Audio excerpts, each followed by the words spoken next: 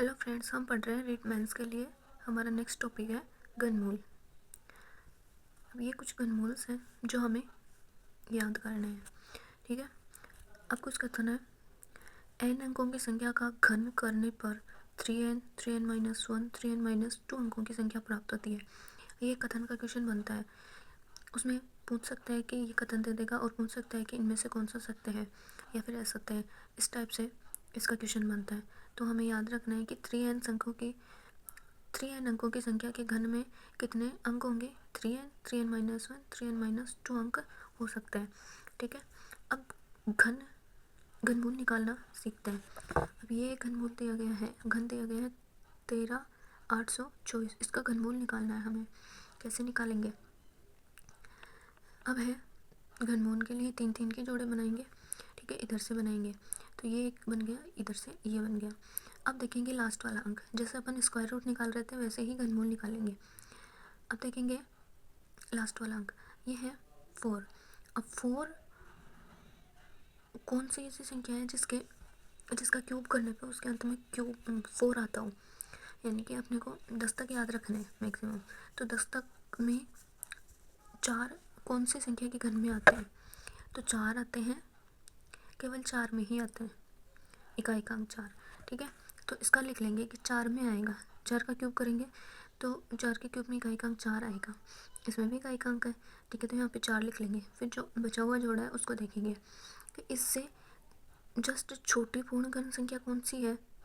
इससे छोटी 12 तो नहीं है, 11 भी नहीं है, 10 भी नहीं है, 9 भी नहीं है, 8 है। किसका है? 2 का क्यूब है 8।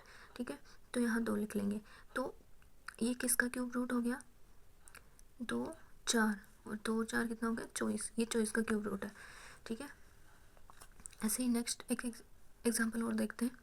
ये है 46,656। अब सबसे पहले देखेंगे लास्ट वाला इकाई का अंक 6। 6 किसके क्यूब में आता है? 6 के क्यूब में ही लास्ट में 6 आता है। 6 का क्यूब होता है 216। तो इकाई का अंक 6 आया, तो यहाँ लिख दिया 6। फिर बचा हुआ जोड़ा देखते हैं 46। अब 46 से तुरंत छोटी पूर्ण घन संख्या कौन सी होती है? 4 का देखेंगे, 4 का तो 64 होता है, तो इससे तो ज़्यादा गया, तो इससे तुरंत छोटा देखना है। तो 3 का देखेंगे, 3 का 27 होते हैं, तो 3 का आएगा, 3 इससे छोटा ही है, तो यहाँ पे रख दिया 3। तो 36 इसका आंसर आ गया। ठीक है, ऐसे ही कुछ एग्जाम्पल और है, ये आप खुद प्रैक्टिस कर सकते हैं इनकी। गुणनखंड विधि से घनमूल ज्ञात करना। अब गुणनखंड विधि से कैसे करेंगे देखना है। 13,824 जो अपन ने पीछे निकाला था, क्यूब रूट 24 का आ रहा था। अब इसको घनमूल से गुणनखंड विधि से करेंगे। अब इसमें भाग देंगे।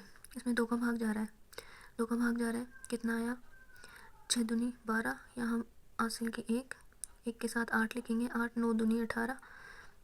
फिर लिखेंगे 2, 2 एकम 2, फिर लिखेंगे 4, 4 में देंगे 2 दूनी 4। तो ये आ गया गुणनखंड 12। अब फिर नेक्स्ट 2 का जा रहा है इसमें भाग। ऐसे ही अपन देते जाएंगे जब तक लास्ट में 1 ना आ जाए। ठीक है, अब अपन क्या पढ़ रहे हैं? घनमूल। घनमूल के लिए अपने कितने जोड़े चाहिए? 3-3 के जोड़े चाहिए होते हैं, तो 3-3 के जोड़े निकाल लेंगे यहाँ से। ये 1 बन गया, ये 2, ये 3 और ये 3। ठीक है, तो इनको एक एक बार लिख लेंगे। 1 2 यहाँ से उठा लेंगे, इंटू 1 2 यहाँ से, 1 2 यहाँ से और 1 3 यहाँ से उठा लेंगे। तो 2 इंटू 2 इंटू 3, इनको गुणा करेंगे कितना आएगा? 24। तो ये 24 का क्यूब रूट हो गया। ये हो गई अपनी गुणनखंड विधि। ये एक एग्जाम्पल हो रहा है इसका, सेम ऐसे ही इसका भी हो जाएगा। फिर इस गुणनखंड विधि से डिपेंडेंट कुछ क्वेश्चन है वो अपने को पूछे जाते हैं, जैसे कि 93312 को किस छोटी से छोटी संख्या से गुणा किया जाए कि वह पूर्ण वर्ग संख्या बन जाए। अब इसका गुणनखंड करेंगे। ठीक है, गुणनखंड करेंगे तो गुणनखंड करेंगे, फिर इसके जोड़े बनाएंगे 3-3 में। तो जोड़े में जितनी संख्या कम रह जाएगी उससे अपन इसको गुणा कर देंगे, और जितने से अपन ने गुणा किया वही अपना आंसर हो जाएगा। तो देखते हैं, ये है 93,312। इसमें 2 का भाग जा रहा है, तो ये आया। इसमें भी 2 का भाग जा रहा है, तो ये आया। 8 है लास्ट में, इसमें भी 2 का भाग जा रहा है, ये आया। ठीक है, फिर इसमें भी 2 का भाग दिया, 11 66 664। ठीक है, ऐसे ही अपन इसमें आगे भाग देते जाएंगे जो नेक्स्ट पेज पे, ठीक है। फिर अपने पास जोड़े बना लेंगे 3-3 के।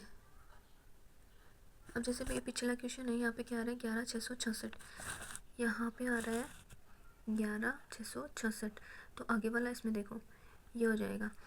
तो एक जोड़ा तो यहाँ बन गया अपने पास, 1-2 बच रहा है, ठीक है। एक जोड़ा तो यहाँ से उठा लेंगे, ये कंप्लीट जा रहा है। और फिर इसमें देखना 11,664, इससे आगे देखेंगे तो इसमें एक जोड़ा ये बन जाएगा, 1-2 बच रहा है इसमें और 1-2 उसमें बच रहा था, ठीक है। और एक जोड़ा 3 का बन गया, एक जोड़ा 3 का ये बन गया, तो 1-2 तो यहाँ बच रहा है और 1-2 यहाँ बच रहा है, ठीक है। तो बची हुई संख्या कितनी है, 2 × 2, तो 2 × 2 बच रहा है। तो इसमें कमी किसकी है, 1-2 से और गुणा कर देंगे तो ये पूरा जोड़ा बन जाएगा, ठीक है। 1-2 से और गुणा करेंगे तो ये पूरा जोड़ा बन जाएगा, तो पूरा जोड़ा बन जाएगा, तो आंसर क्या हो जाएगा 2। नेक्स्ट क्वेश्चन है, ये संख्या है, इसको किस छोटी से छोटी संख्या से भाग दिया जाए कि यह पूर्ण घन संख्या बन जाए। गुणा करने के लिए तो अपन देख रहे थे कि जोड़ा बनने में किस किस की कमी है, उससे गुणा कर दे रहे थे, तो वही अपना आंसर आ रहा था। अब भाग देने में क्या करेंगे, जोड़े पूरा जोड़ा बनने के बाद में जो संख्या एक्स्ट्रा है उससे भाग दे देंगे, तो वही अपनी संख्या अपना आंसर हो जाएगा। अब ये है 53,240, ठीक है। इसका गुणनखंड करेंगे, तो इसका गुणनखंड करेंगे तो 2 से भाग दिया, यह आया, फिर 2 से भाग जा रहा है तो 2 से भाग दिया, ये आया, फिर 2 से भाग जा रहा है तो ये आया। अब इसमें 5 का भाग जा रहा है तो 1331 आया। 1331 अपन को याद रहता है कि ये 11 का क्यूब होता है, ठीक है। तो 11 का क्यूब होता है ये, तो इसको अपन ने यहाँ पे लिखा 2 × 2 × 2 × 5 × ये 11 का क्यूब है, तो 11 × 11 × 11, ठीक है। तो एक्स्ट्रा क्या जा रहा है अपने पास 5, तो 5 से भाग लगा देंगे इसमें।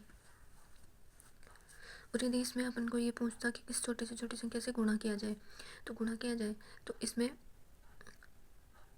इसको जोड़ा बनाने में 2 5 की कमी है, यानी कि 5 × 5 की कमी है, तो 5 × 5 बराबर 25, 25 से गुणा कर देंगे तो ये पूर्ण वर्ग संख्या, पूर्ण घन संख्या बन जाएगी। अब नेक्स्ट है हार्डी रामानुजन संख्या। वह संख्या जो 2 अलग अलग तरीकों से पूर्ण घन संख्याओं के योग के रूप में व्यक्त की जा सकती है, हार्डी रामानुजन संख्या कहलाती है। जैसे कि कोई संख्या है उसको a³ + b³ के रूप में और x³ + y³ के रूप में 2 तरीके से व्यक्त किया जा सकता है। जैसे 1729 को कैसे व्यक्त कर सकते हैं, 2 क्यूब में होनी चाहिए वो संख्या, और उनको 2 तरीके से, और होनी केवल क्यूब में ही चाहिए। कि अब 1729 है, 10 का क्यूब 1000 और 9 का क्यूब 729, इसको ऐड करेंगे तो कितना आएगा 1729 आएगा। और 12 का क्यूब + 1 का क्यूब, 12 का क्यूब कितना होता है और 1 का क्यूब कितना होता है, इनको जोड़ देंगे तो कितना आ जाएगा 1729। 12 का 1728 होता है, 1 का क्यूब + 1 ही होता है, तो 1728 + 1 1729 हो जाएगा। इस तरह से 2 तरह से व्यक्त कर सकते हैं इसको अपन। फिर कुछ स्टेटमेंट है अपने पास,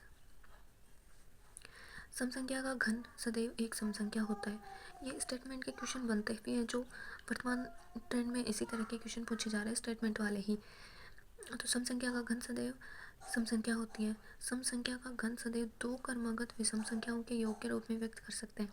किस तरह से करेंगे, 2 का क्यूब 8 होता है और 2 क्रमागत विषम संख्याओं के रूप में, ठीक है। तो 2 क्रमागत 3 + 5, 3 + 5 8 होता है, तो ये 8। 4 का क्यूब 64 होता है, 2 क्रमागत विषम संख्याओं के रूप में कैसे व्यक्त करेंगे, 31 + 33, ठीक है। 31 + 33 कितना होता है 64। नेक्स्ट कथन है, सम संख्या का घन सदैव 8 से पूर्णतः विभाजित होगा। सम संख्या का घन सदैव 8 से पूर्णतः विभाजित होगा, ये इंपॉर्टेंट लाइन है, ठीक है।